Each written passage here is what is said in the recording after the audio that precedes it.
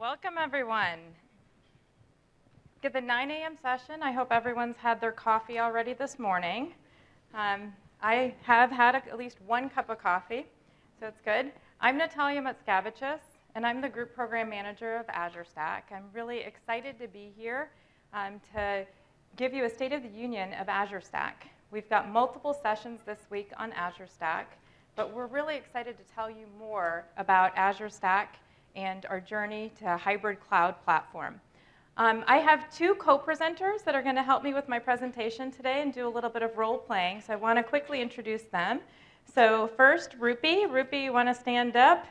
So Rupi is working on my team, and she actually owns a service for Azure Marketplace syndication. Shri, you want to stand up, Shri?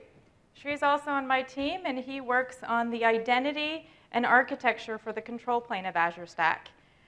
They won't be talking specifically about their roles, so just a little heads up, we're going to do things a little differently than I have in some of my other presentations, and we will have a little bit of role play, so hopefully that will help you stay awake this early in the morning for those of you that have had time changes.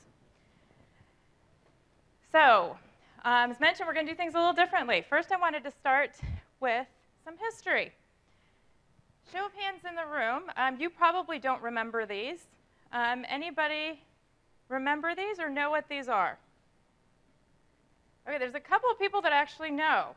For those of you that don't, on the left-hand side, that is early coding that was done. And it was early coding that was done, and if you notice on that, with the handwritten code, there is a moth.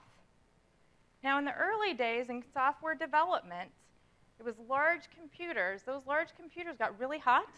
Oftentimes, there would be bugs that could go in and actually cause problems for the computers. That moth is actually the first bug that they think was the first bug. So it became the bugs in software code. Now, on the right-hand side, anybody know what that is? Okay, a few people. It's not a dot matrix printer, right? It is actually, that's punch cards. So in early computing days, a lot of switches that you would actually use to actually do coding. And within those punch cards, you can notice on that drawing, there's about that much code.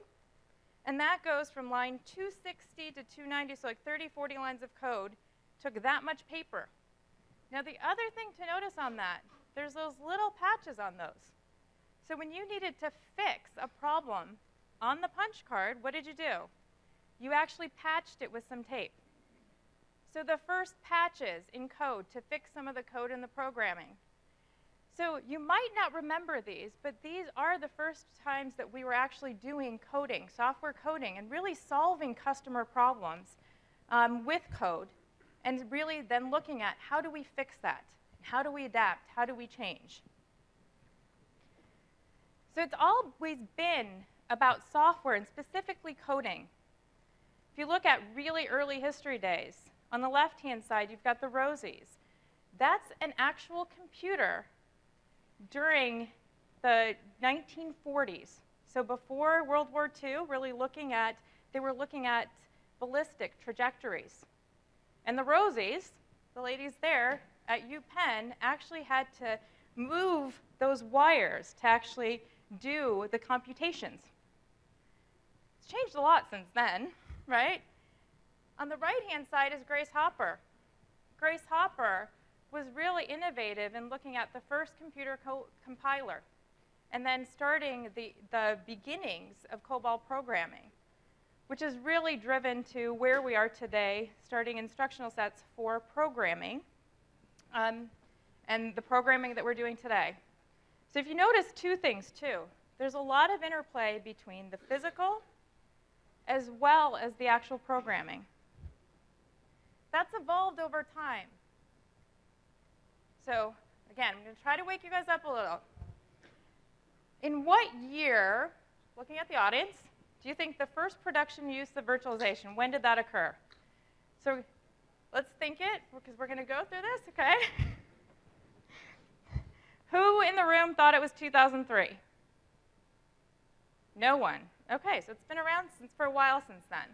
But 2003 was the year that Microsoft acquired Connectix. So that was February 2003. Connectix was actually the startings of the Hyper-V platform. So Microsoft virtualization platform in Windows. Anyone think it was 1998? 1998, there was another virtualization company that was founded. So some of you may be using other virtualization technologies for optimizations. But in 1984, anyone think it was 84? A couple of people. That is, it's not just the book, George Orwell's book, 1984. That was the first time you had the start interpretive engine instruction. And that really provided some of the virtualization from the chipset so you could actually boot up and have different virtual technologies. That actually went into some of the Unix virtualization technologies, which then, again, moved into our x86 virtualization technologies. Okay, 1972. No one. Okay, no one thought it was like 1972. IBM was actually doing virtualization in 1972. And that's when they released the IBM VM370. And that actually had full virtualization technology there, so people could actually isolate environments.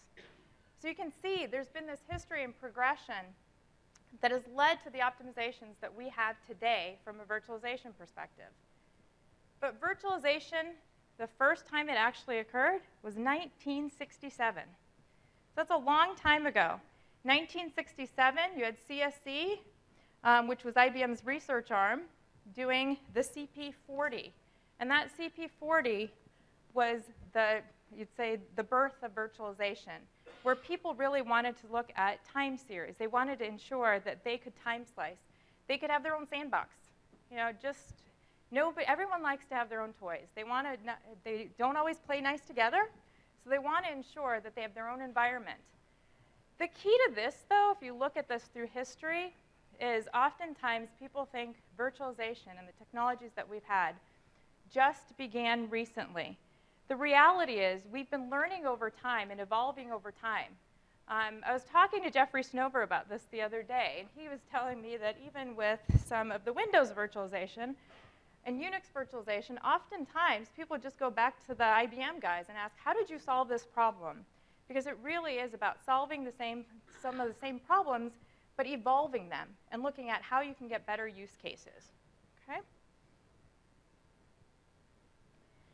So I look at a lot of the technology trends in the industry. And the technology trends started from the 1940s, when I was showing you some of the rosies, all the way today when we have cloud. And from the 1940s, again, you had those mission-critical systems that were created. The ENIAC that was there, that was the Rosies working on that. They were working on the ballistics trajectories. You needed a lot of people and resources to do computation. But it would also take a lot of time to set things up. It would take, it would take hours to set something up for a few seconds of computation. But it was really important because it started showing the advancements in technology. The problem with this was the number of people required to do computations, the number of people required to build and operate. So if you go maybe to some of the museums, you can go to UPenn, you can go to other places. The size of the computers were full rooms, right? That led to mainframe technology. Because of the number of resources required, and really was the government who could afford it, it led to some of the mainframes. And there was a commercial demand for faster processing. The companies wanted to solve some of their problems too. They wanted faster processing. They wanted to solve problems. That led to mainframe environments with the IBMs.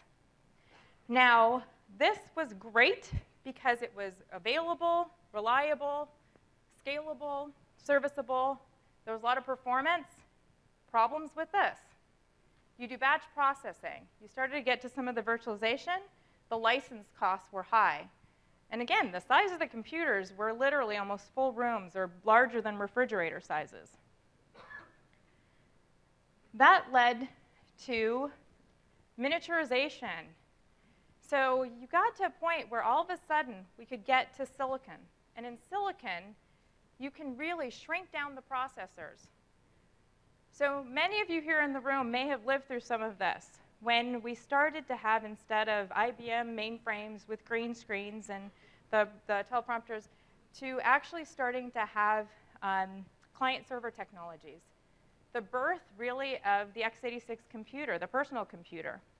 And the key there was in a lot of the innovation that could happen for the developer. So again, going back to those patches, going back to the bugs, the key was some of the development and business value that you could start providing. So it really got to Moore's Law, started making things smaller and smaller. You could increase the number of servers you had. But what did that mean? How many of you in this room have a server under your desk? Only a couple, really. Now that I'm surprised about, because I've always had a server under my desk, and a lot of the business folks and developers oftentimes will want to try something, and they put a server under their desk. It led to sprawl. That sprawl meant, from an IT perspective, you had to start looking at how can you control and how can you control costs, which led to, again, looking at virtualization, creating some of those sandboxes for people so you could manage and control and operate those environments. Things became inefficient because you had more of that sprawl. So that led to Azure, to cloud computing. So cloud computing really was about doing more than democratization, but then also providing on-demand access, self-service, having that hyperscale that you need to do compute processing, but at the same time, the easy on-demand services. Now with cloud, show of hands in the room, how many of you are using cloud in your data set with your developers and using cloud technologies?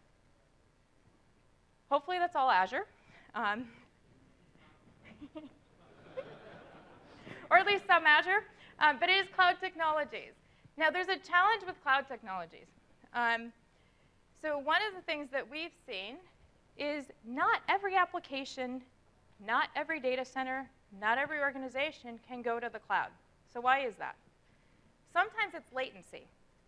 So a great example of that is you've got Africa as a continent does not have great bandwidth.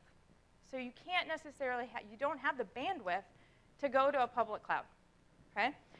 Sometimes it's regulations. So there's regulatory requirements for some of the data that you might have. That regulatory requirements can prohibit you from going to a public cloud, right? So it could be things like in the United States, some of the privacy that's required for healthcare, the HIPAA. In the UK, there's UK Gov, right? Across the globe, there are different regulations that may prohibit some of the data from going to the cloud. Sometimes it's also comfort level. So the comfort level, some people just aren't ready to have all their data go to the public cloud. So the nice thing is, at Microsoft, that's been leading to that next paradigm shift in having hybrid cloud platforms. And Azure Stack provides a hybrid cloud platform. With each one of those shifts, paradigm shifts in technology, there's a couple things that you're seeing. One, there's more speed for processing.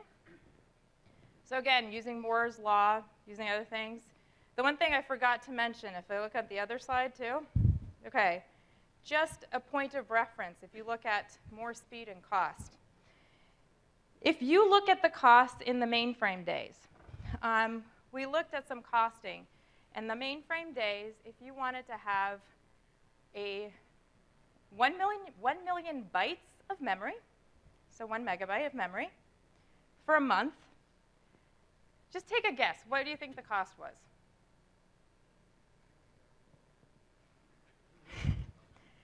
Actually, you're not far off.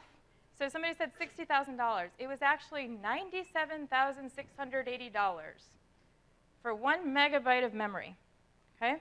And that's just for 1 month. So again, the costs were very high. If you look in Azure, we did some napkin math on Azure. Now, what could you get for that same price for a month? It's roughly 70 terabytes. So again, costs have decreased significantly. If you look at, so the things that you can do today with the memory, the storage. Storage is another area where the things you can do with the storage that's available today is amazing. It's just incredible, the compute processing that we have. Okay? So with every one of these transitions, a couple of things have happened. One, again, more speed. So processor speed. You have more memory. Again, the storage and storage speed is also significantly greater. You have better economics. Again, those costs are crazy what they were in the past. And then greater scale. So I even remember 10, 12 years ago, I worked for a storage company. And during that time, a cost of a terabyte of storage was in the $1 million range.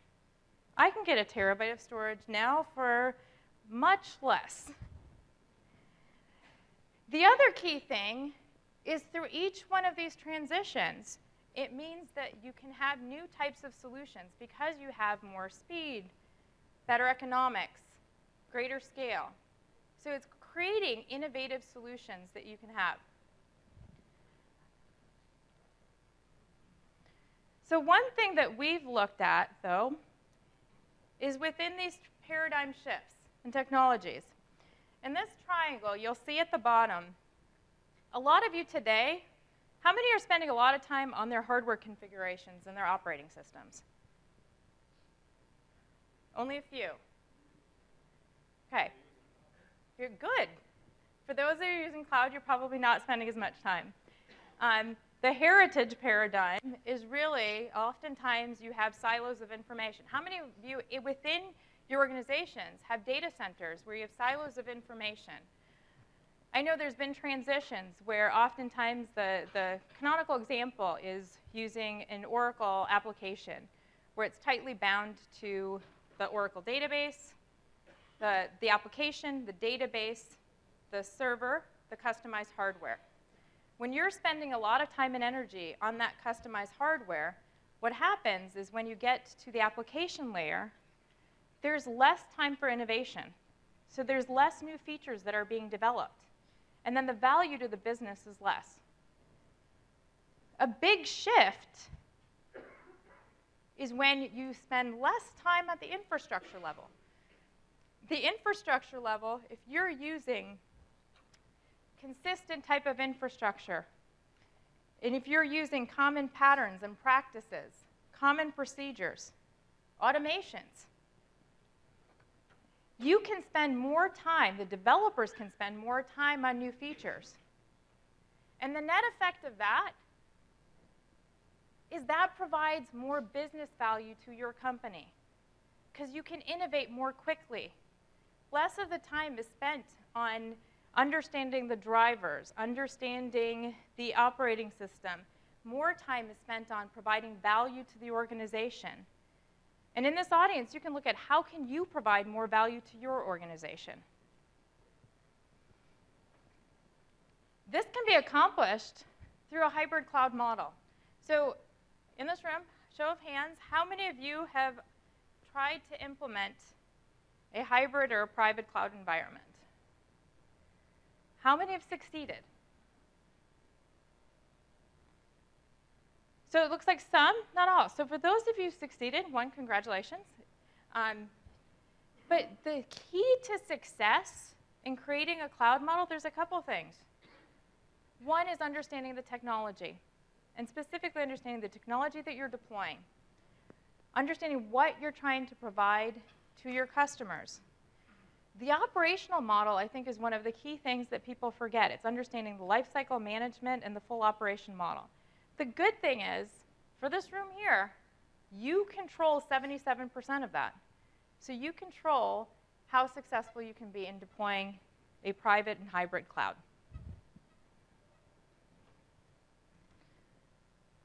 So hybrid cloud is a reality today, and I talked a little bit about some of the reasons, the requirements for having a hybrid cloud. First, it's that regulation.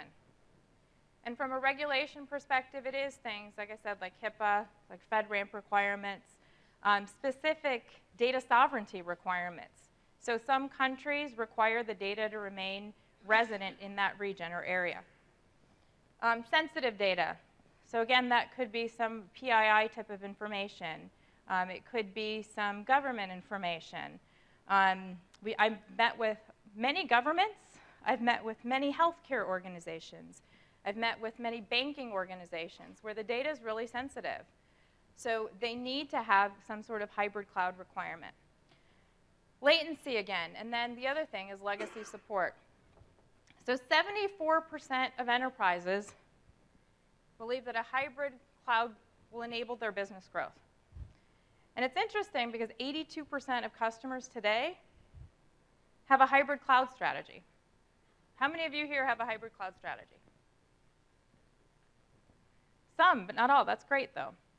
So, but again, it continues to grow. So these are predictions from IDC. But what is hybrid? We think hybrid is evolving. If you look at from the history perspective, in this chart here, the diagram, on the left-hand side are some areas that are hybrid that can drive operational efficiencies.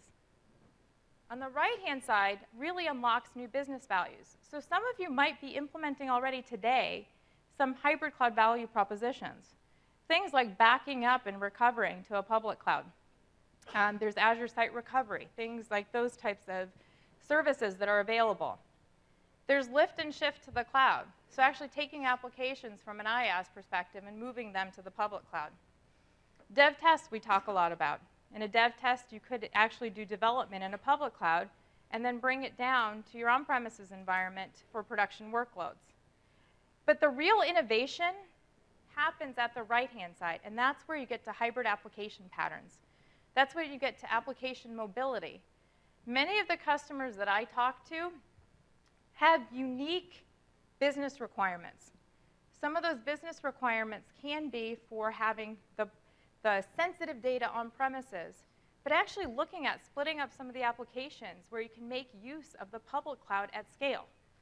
So in a healthcare organization, it might be looking at having the healthcare data with your information in their hospital, but then aggregating the data to look at outcomes and doing some of the machine learning and analytics in a public cloud at hyperscale. There's all these new hybrid application patterns that are emerging. Okay? But each of them, with a consistent and flexible platform, you can unlock new business opportunities that would never have been there before. So when I talked about the history of computing, within that history of computing, because now we have that new paradigm shift to cloud, it's really driving some of these new use cases. So at Microsoft, we really believe that cloud is a model, not a place. When many of you said that you actually are using the cloud, in your mind, is that just public cloud? Yeah? No? Good. Because I'm with you. I believe that it's not just a place. But many people believe when I talk to them, and they talk about the cloud model, and their developers talk about the cloud model, they may have some sensitive information, and they say, I can't go to the cloud. Well, your developers, your applications, your line of businesses, they can go to the cloud. They need to understand it's a model. It's a model of computing. And that model of computing enables application development using services and technology. For Microsoft, that does mean it can be in the public realm. It could be in a hosted environment. So working with hosting providers or managed service providers, or it can be in your data center. So that model can exist in any of those places. For us, the key is having a consistent platform so you can have it the same platform across all of those different places. Okay, when you look at the NIST definition, which I think came out in 2008, the NIST definition really started with what is cloud. It included cloud that is a model. It included things like end user experiences, and those experiences continue to evolve and change. Okay, so Microsoft's hybrid cloud solution, it does include a couple of things. One is the ability to extend applications and data to the cloud. Key for us with Azure Stack is the ability to write applications consistently and deploy anywhere. So it's write once and deploy anywhere. It doesn't matter where it is. Again, it's that cloud model, and the cloud model is really important. And then control the resources securely. So it becomes really about the applications. Okay, a little bit about me. So why did we give you this history lesson? Why is it important? I think one of the things that I really wanted to talk about is the evolutions and the technology trends that I've seen. And a lot of it is about hybrid cloud platforms and paradigms. I've been around in the industry for a while. Fortunately or unfortunately, my computer science teacher in middle school taught me how to program on an Altair and an MSI, so really just switches without actually having the terminals and screens. I've lived through some of those technology shifts. And the big shift has been to get to cloud computing.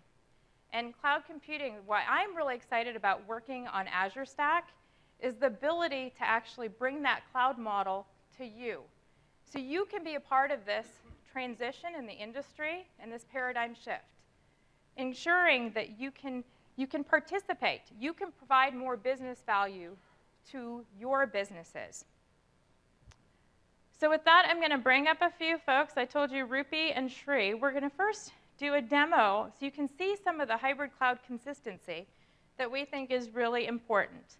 So Rupi is going to be role-playing as an application, line of business application. And then Shri is going to be an IT administrator.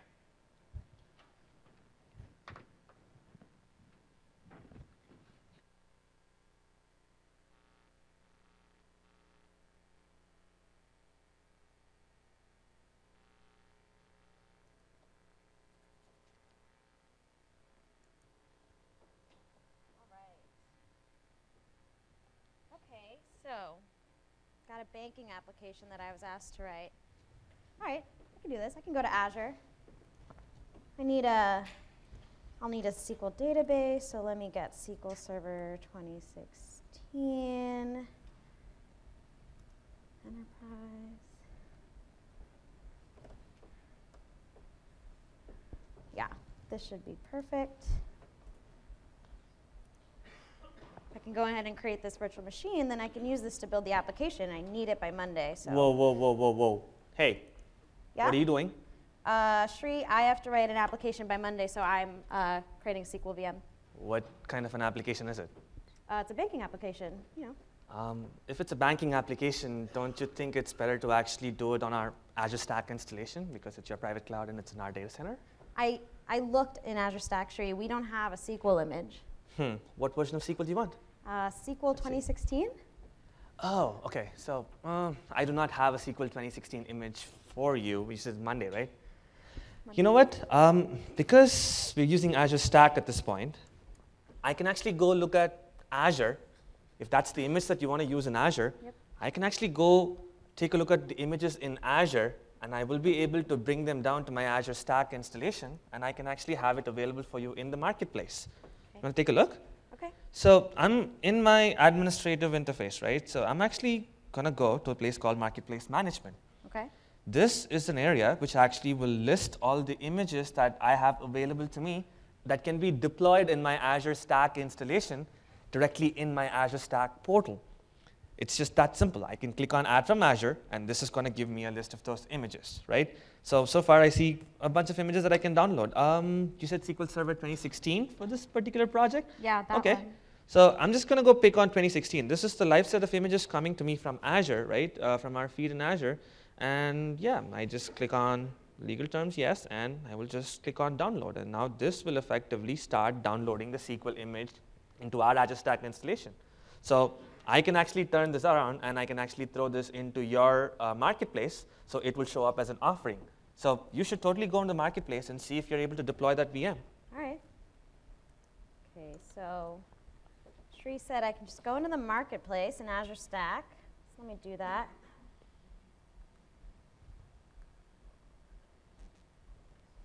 All right, awesome. There you SQL go. Server 2016. Let's take a look. if you notice, that's the exact same image that you had that you were about to deploy in Azure. I was able to bring it down into my Azure Stack installation, and you have it available so that you can deploy a SQL Server there. Yeah, this is perfect, Shri. I can do the same thing I do in Azure, set the basic settings, choose a size, as well as set those SQL-specific settings right here within the create flow. Actually, I can, I already created a SQL VM. Okay. Oh, there you go. You're fast, man. Gotta get it by Monday. So, yeah, and I can monitor it in here. This is great, and I can see my SQL Server specific configuration and connect to it right from here. Actually, now that you said monitoring, we're actually stepping in to actually use the operations management suite to manage all of our on-premises assets. Okay. So now that you have that VM deployed, why don't you actually go in and deploy an OMS agent for me on it so it'll actually show up on my OMS portal? All right. Sure. So, Yeah, you I've can done do it this straight from the before. gallery. I can open up a template deployment. There you go.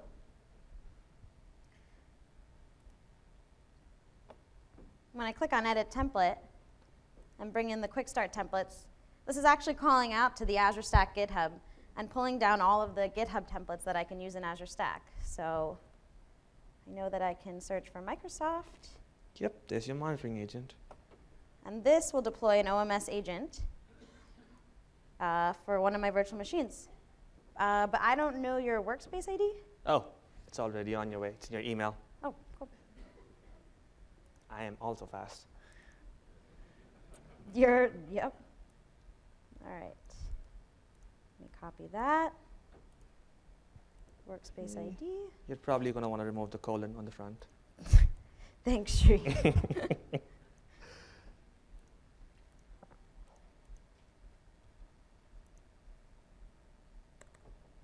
Cool. All right. All right, so ID, key.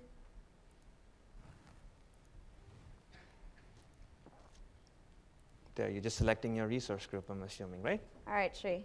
Okay, Should be on its perfect. way. So this is submitting a deployment at this point.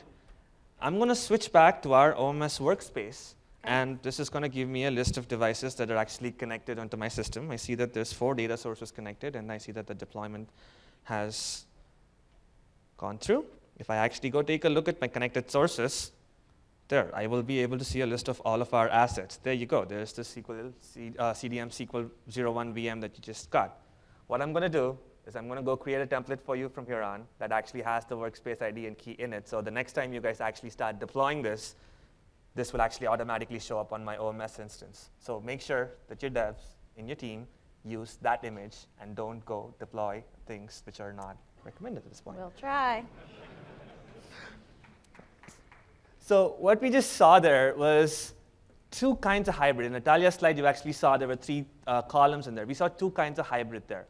I was able to take an application that was built to be deployed on one cloud, was able to bring it down to another cloud, and I was able to deploy that exact same template or the gallery marketplace item on this cloud as well. So I have the ability to do that across hybrid cloud platform. The second kind of hybrid that you guys saw me do was that application that was deployed in an on-premises asset, I was able to use a cloud-based service that can centrally manage all of my assets across all of my data center running in the public cloud, and I have a centralized dashboard running in the public cloud that can manage my on-premises assets. So with the Azure and the Azure Stack platform, you can actually enable a lot of these hybrid scenarios, and you just saw a couple of them right here. I'm going to switch it back to Natalia.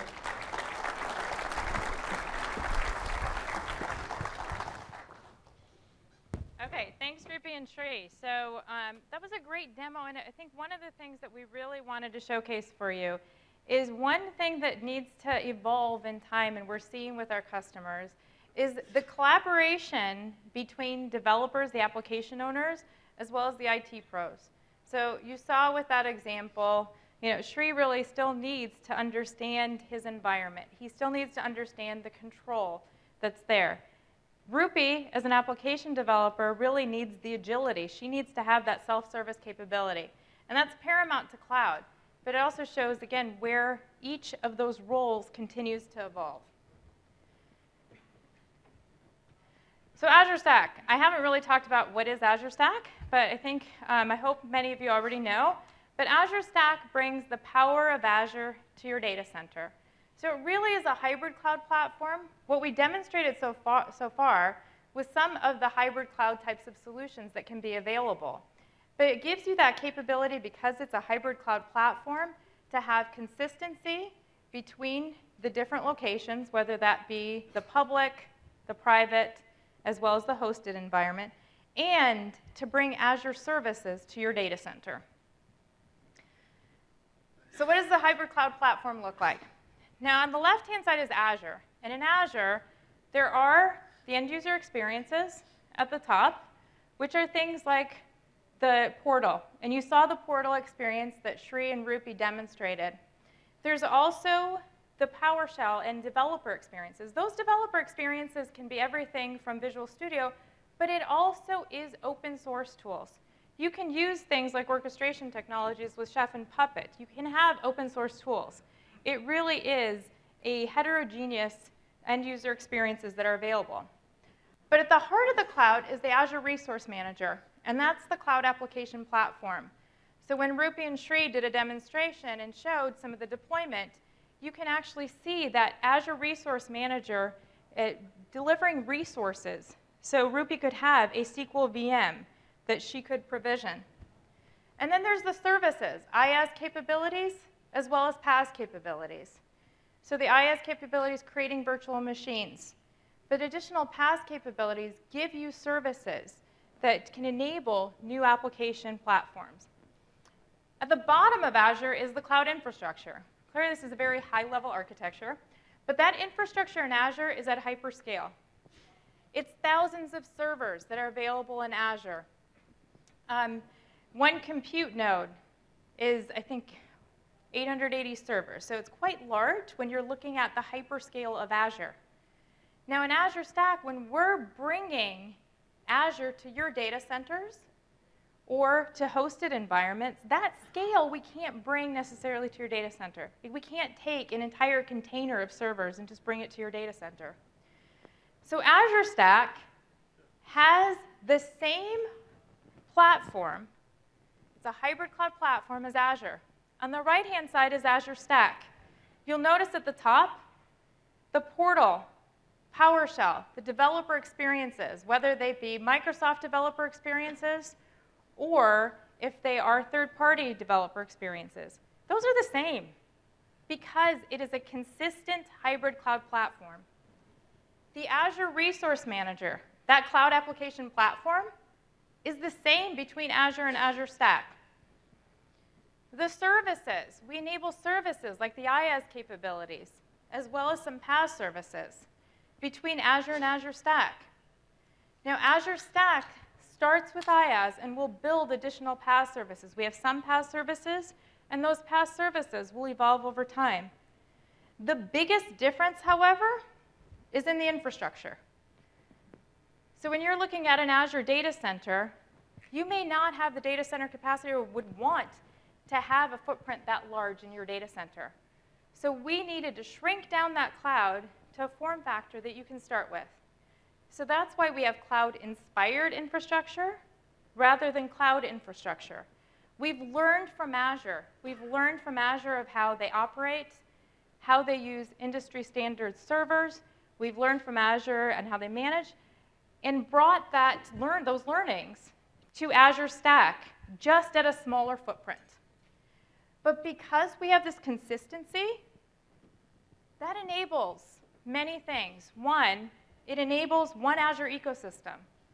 And this is really key when this is what actually Shri and Rupi demonstrated, is they went to the gallery and marketplace of Azure, and because it enables that same platform, they could take images from that marketplace and bring it down to Azure Stack. It's that one Azure ecosystem. Unified application development. So this one's really key. So if you're developing an application or your businesses are developing applications, they could develop applications to Azure that can then reside in Azure Stack as well, because it's the same application development platform. And then again, bringing services to your data center. So we talk about one Azure ecosystem. What does that look like? I think it was in Scott Guthrie's keynote yesterday. He talked about the regions in Azure. There are 34 regions in Azure today. That's more than AWS and Google combined. So that's a huge footprint to start out with, even from an application development perspective. But when you look at adding Azure Stack, because it is that hybrid cloud platform, you add hundreds of service providers. So even if you didn't want to manage and operate your own Azure Stack, a service provider could do it for you. They could do it in a region specifically. Or if you wanted to run your own Azure Stack, if you still want to have that hardware there, if you still need to have that hardware there, it extends to then the additional thousands of enterprises. So it takes that ecosystem and extends it beyond the 34 regions in Azure to hundreds of thousands of locations. And the benefit of that is, again, it's that same application development. Within Azure, as well as Azure Stack, we also have things like GitHub repositories where you have templates that you could leverage and use as you're doing some of your development. Azure has a lot of solutions, and we've taken a shift in the way we're looking at solutions, really trying to start with, what are the problems you're trying to solve? So this is a list of some of the solutions that are available in Azure. They are things like dev test. They are things like looking at disaster recovery.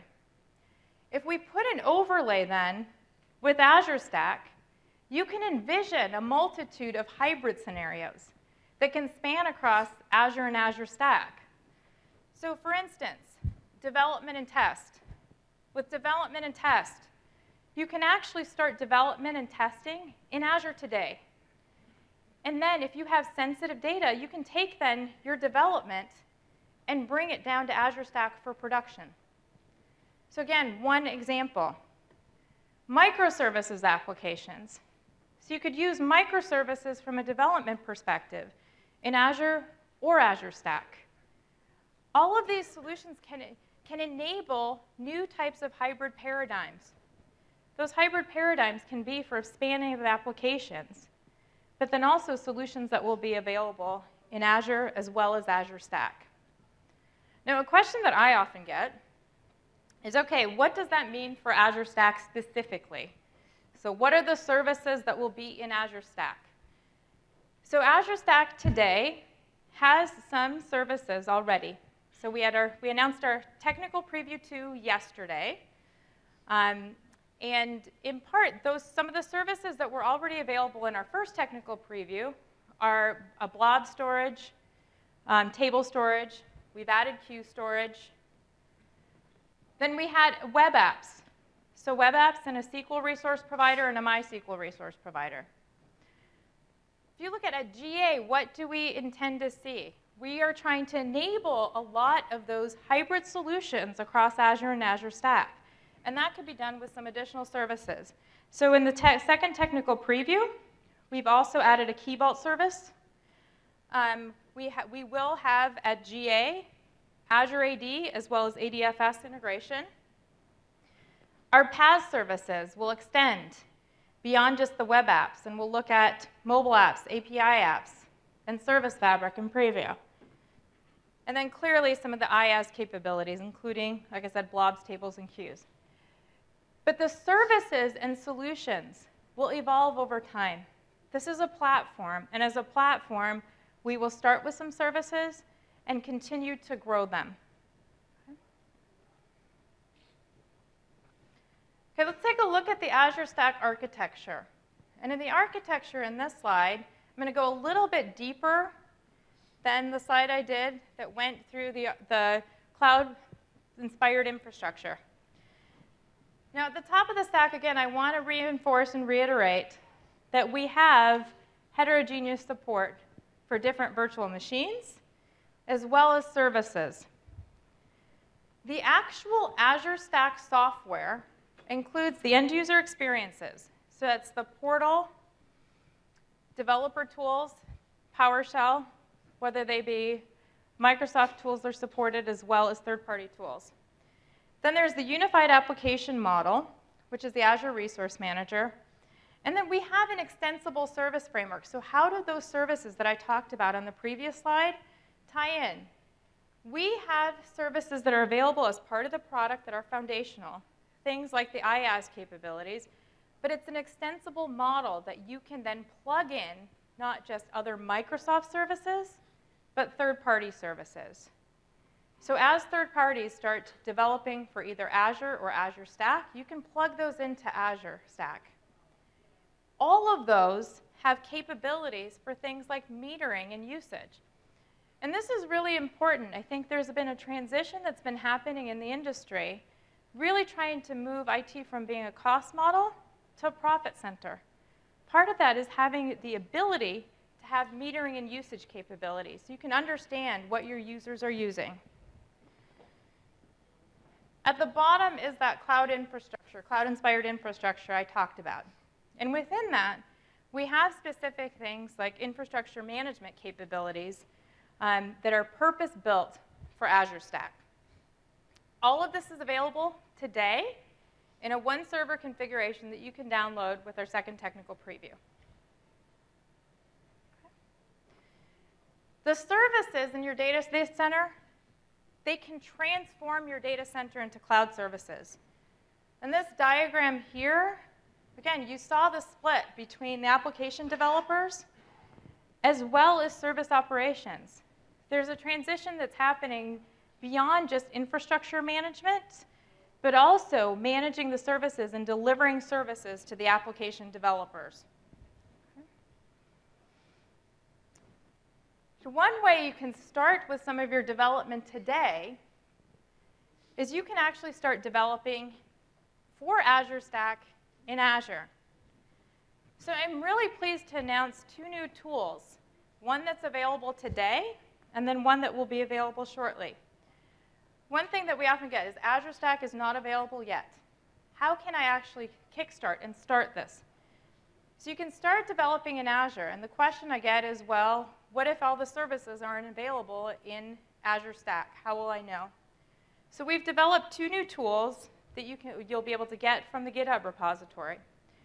One is an Azure Resource Manager policy for Azure Stack, and we're going to have a quick demo of that. And that policy gives you guardrails so you know if what you're creating will work in Azure Stack.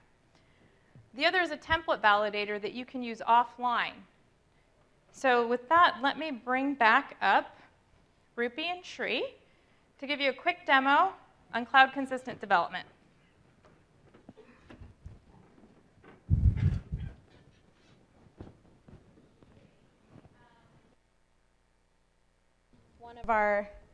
I'm taking on one of our customer applications, and I need to start managing it. And I actually thought it would be great to put on the new Stack environment that you're building out. So is that ready for me to move an application on there? That environment's still being built out, actually.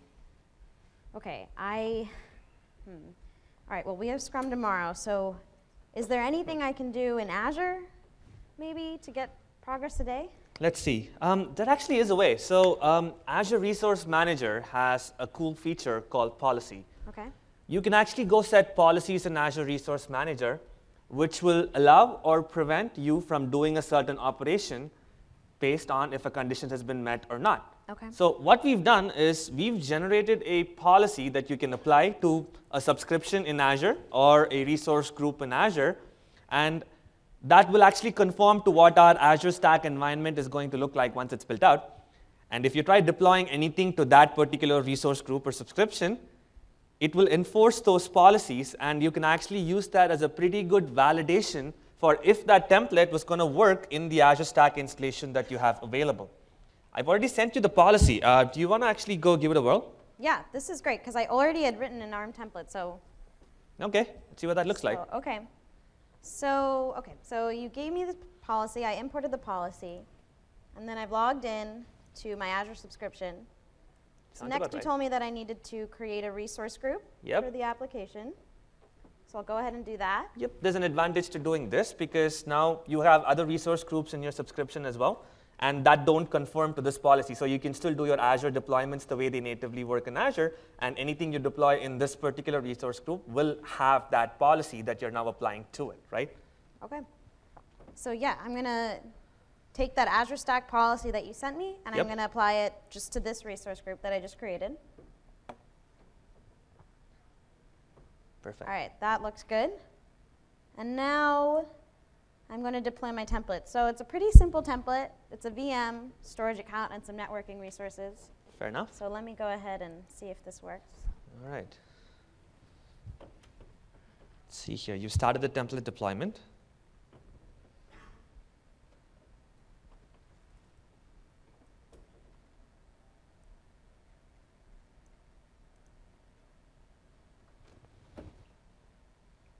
Oh.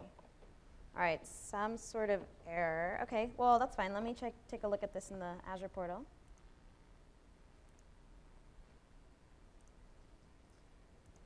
OK, so I'll search for that resource group that I had created.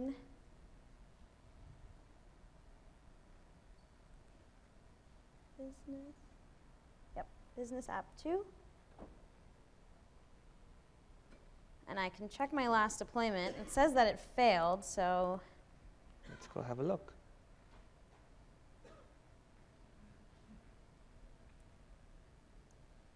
Okay, Shri, something seems to be up with the storage account. Do you mind taking a look?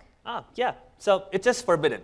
What that basically means that you're trying to deploy a storage account into that resource group, and something in that template doesn't quite align with what's going to be available in the Azure Stack installation that we're going to put up, and that is being governed by the policy. OK. So let's quickly go take a look at your template. OK. Let's see now.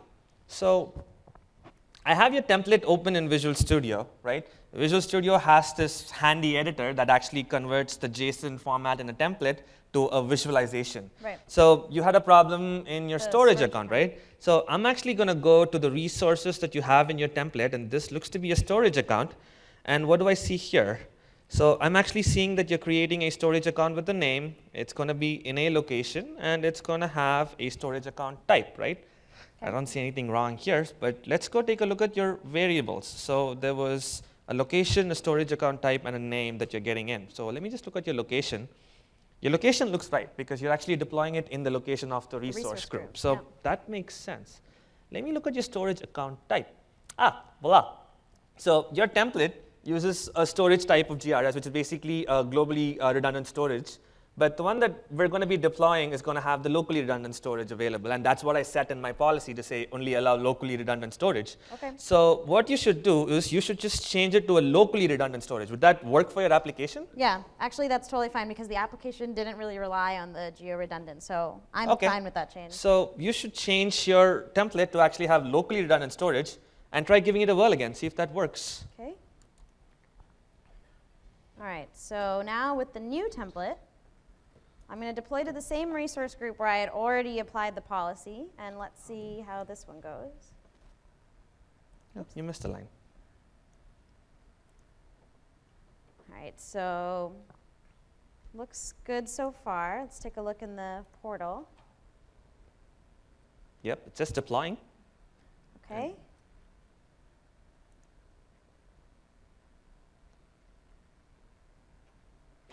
And there you go. See, now your storage account has been accepted. So that was the difference in the template. And by just deploying it, you were able to see that, that was not going to work. And once you fix it, it actually works, right? So cool. Thanks. So what we did here was you can see how we're using Azure technology, Azure Resource Manager technology such as policies, to create a policy that enabled me as a developer to make progress and develop in Azure. Azure and Azure Stack have the same APIs, and it allows me to develop in Azure while also understanding the types of resources, the types of SKUs that will be available to me in Azure Stack.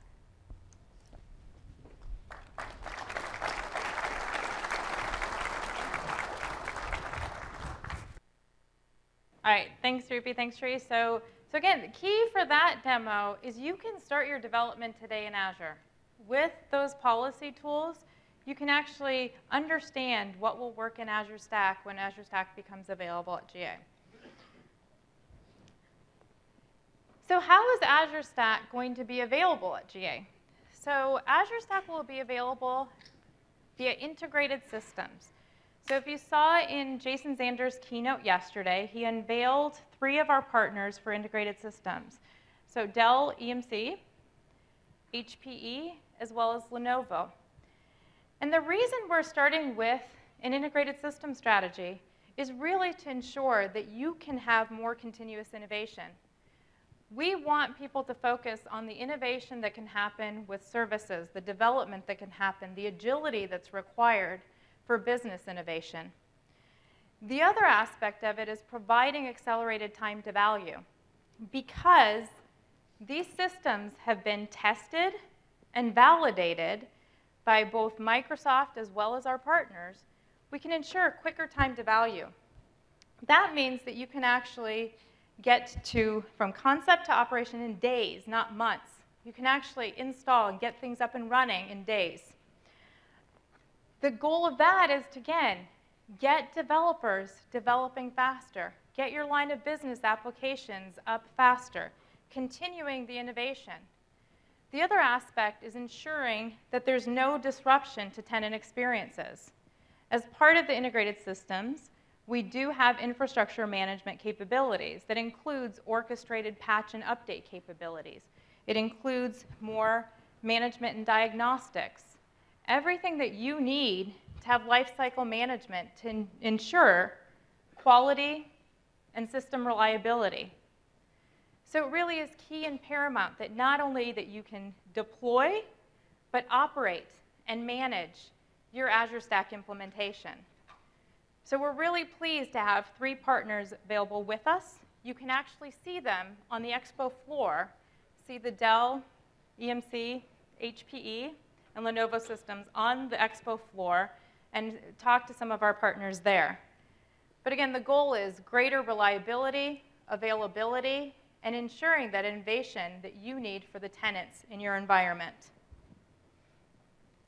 Some of you here today may have already started this journey with us on private cloud. We have existing offers today in the market. There's the Cloud Platform System, and some of you may have actually implemented Windows Azure Pack with Windows Server and System Center for a cloud offering. One of the things that we have announced is the ability to have coexistence with your CPS as well as Azure Stack implementations. What we announced in a blog post in August is the capability to have a connector between Azure Stack and then the CPS and WAP. This ensures that you have one portal experience to see your resources from CPS from Azure Stack. So with that, I'm going to bring back Rupi and Shri, going back and forth, and they're going to do a demo for the WAP, a Windows Azure Pack connector for Microsoft Azure Stack.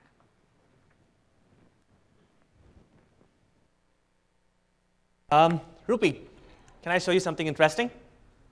Okay. This is really cool, okay? All right.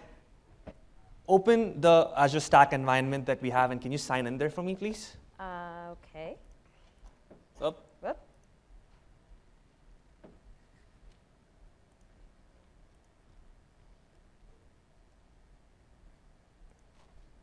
Okay, so you're now signing into your Azure Stack environment, right? Yep.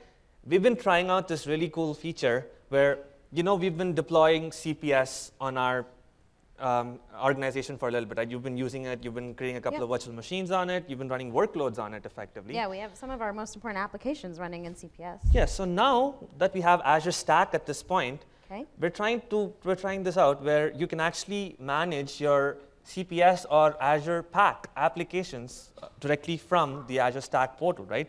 So this is your Azure Stack portal.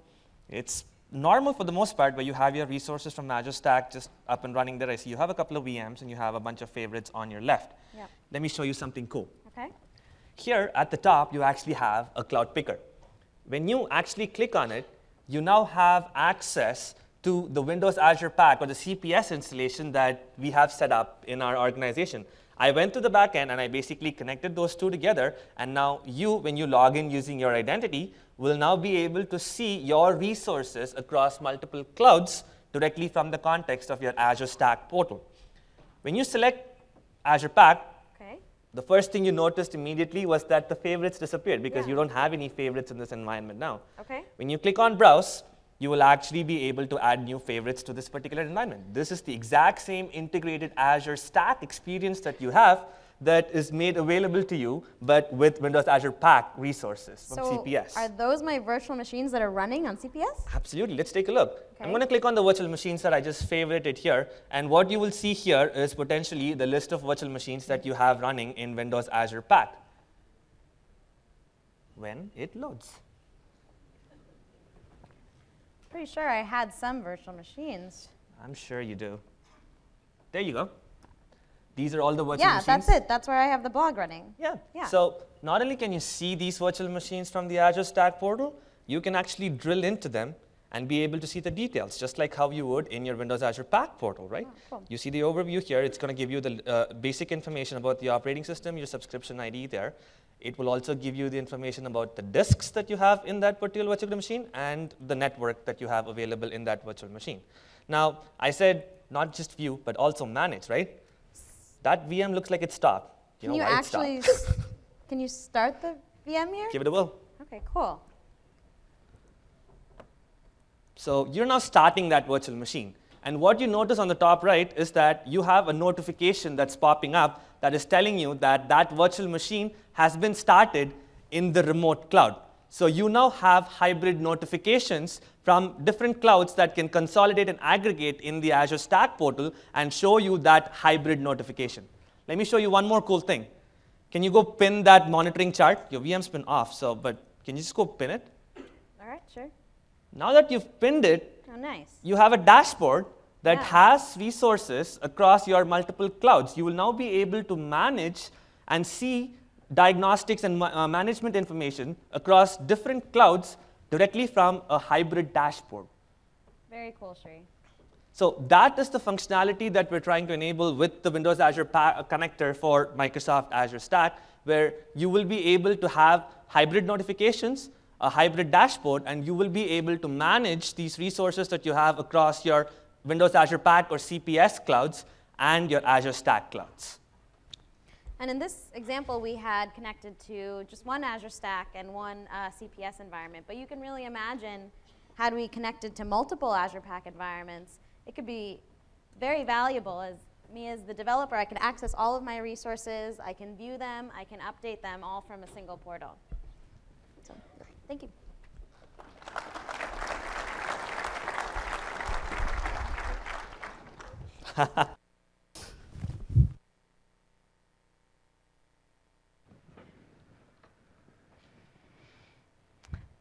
Okay, so thank you, Rupi and Sri, again.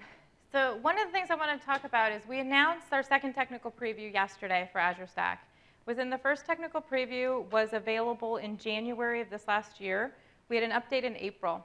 Yesterday, we announced download availability of TP2. That TP2 is for a one server implementation. So you can continue to use, if you've already acquired that one server, it's a pretty beefy server because we're shrinking an entire cloud onto it. You can deploy our technical preview. It's available for download. A couple of things that during this time frame we're providing. One, earlier, the first demo that we showed with Rupi and Sri was the ability to syndicate Azure Marketplace items to Azure Stack. That is in private preview, and it's a feature, again, of a service that will be available in Azure. So that is now in private preview. As part of our second technical preview, there's a few key enhancements that we have. First, we've added the Key Vault service. So just like you have the Key Vault service in Azure, you have Key Vault service in Azure Stack. That really provides you the capability to protect digital secrets for your applications. In the first technical preview, we had blob storage, we had table storage. We're adding queue storage now to the second technical preview for asynchronous messaging. For cross-site connectivity, we're adding the VPN gateway, so you can have cross-site connectivity between ARM resource groups. ARM template compatibility, we continue to add ARM template compatibility. So you'll see in the Azure Stack GitHub repository additional templates that are consistent with Azure. And then finally, one key area of investment that we've had over the last sprint is in infrastructure management capabilities. So you'll see some of the infrastructure management capabilities lighting up in the second technical preview. And as we get to GA, you'll see more and more of those infrastructure management capabilities. So some of the monitoring and diagnostics capabilities, abilities to see into the infrastructure. Now, on a one server deployment, you're only seeing one server, but as you get to larger scale implementations for production, then more and more of those features will light up. Okay. So timelines. Again, we just announced that second technical preview. The question I get all the time is, when is our general availability? So Azure general availability will be mid-calendar year 17. I've got two swim lanes here really to show you that we have that one server implementation, the one node implementation. We will continue to provide updates to that one node implementation. We're starting with that next technical preview. We will have, between GA and our technical preview 2, we'll have another technical preview, and we're really looking at having updates based on customer scenarios or feature capabilities, as opposed to just spot features. There will be a public release of that will come. Now, that one server deployment is not for production purposes. So you can't take an entire hyperscale cloud, bring it down to one server, and expect that it's going to have resiliency, availability, and be able to run your workloads. So it is not meant for production deployments. It is meant to get you on the journey so you can start doing development and test. You can show your developers some of the development tests. You can see some of the infrastructure management capabilities. We will have, after each one of the previews, you'll see some of the services come online. So after our first technical preview in January, shortly thereafter, we had an update with our web apps, as well as a SQL resource provider and a MySQL resource provider. So shortly after the previews, the services come online. Just like you have an operating system, and then you have applications coming shortly thereafter. So that one green star doesn't mean that's the only services that come online. It's just they come after the previews. For production deployments, yesterday we showcased at the keynote the 4-node multi-node systems from Dell, HP, and Lenovo. Those are in private preview at this time. We will have another private preview we're working through between now and GA, and then you'll have general availability, again, mid-calendar year 17 for the public of those systems. So the scale point will start at 4-node hyper-converged systems. And again, if you want to see those, they are on the showroom floor in the expo hall. Okay? So with each of the previews, the other thing I do want to mention, I showed you that diagram of Azure Stack and the software. The software is the foundational services. So it is the IaaS services, things like the Key Vault, the blobs, the tables, the queue storage, to give you IaaS capabilities. The services are not foundational. They're additional services beyond that. So again, that distinction there. Okay? So another question I do get is, there needs to be a change in what do you need to learn as you try to ramp up for Azure Stack. So one of the things that we showcased with the demos with Rupi and Shri is really the roles of the cloud administrator, the roles of the application developer, and how do you start getting knowledgeable on this journey to getting to Azure Stack and Cloud. So there are free IT Pro resources from Microsoft to really build your career in cloud technology. So there's IT Pro Cloud Essentials for services, there's training, there's support, and there's a career center. So the goal is to really help you ramp in your career as you move towards cloud, and that cloud is the hybrid cloud with Azure as well as Azure Stack.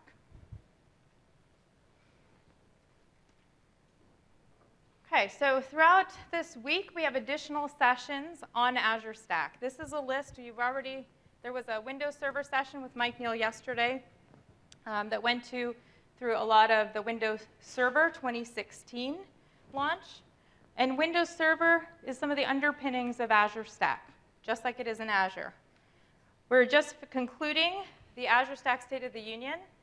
The rest of the sessions this week go through everything from the Agile Service Delivery with Bradley Bartz there is a session with Jeffrey Snover and Mark Rusinovich. That one, as well as the DevOps on Azure Stack and hybrid applications, really go into some of the newer hybrid use cases and patterns. And we've got some great demos in there, so I'd encourage you to see some of those as well.